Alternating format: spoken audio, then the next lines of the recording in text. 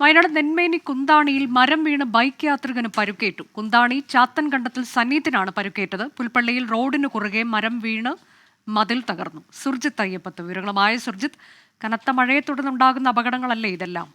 വിവരങ്ങൾ എന്താണ്?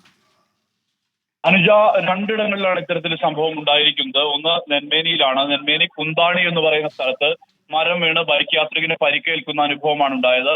മലവയൽ എസ്റ്റേറ്റ് റോഡിൽ കുന്താണിക്ക് സമീപമാണ് ഒന്നരയോടെ വനത്തിൽ നിന്നിരുന്ന മരം പൊട്ടി വീണത്.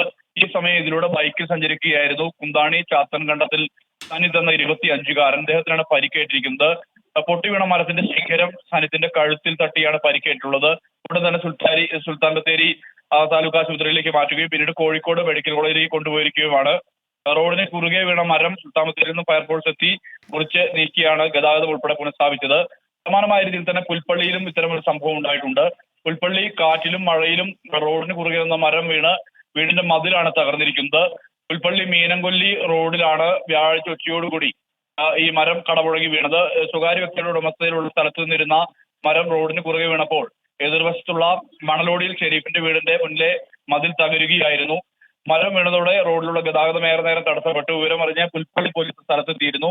മരം മുറിച്ചു മാറ്റിയ ശേഷമാണ് ഗതാഗതം പുനഃസ്ഥാപിച്ചത്. അനുജ, വയനാട് നെന്മേനിയിലാണ് മരം വീണ് ബൈക്ക് യാത്രികന് പരിക്കേറ്റത്. കൂടാതെ പുൽപ്പള്ളിയിൽ റോഡിന് കുറുകെ മരം വീണ് മതിൽ തകർന്നു. വിവരങ്ങളാണ് സുർജിത്ത് അയ്യപ്പത്ത് നൽകിയത്.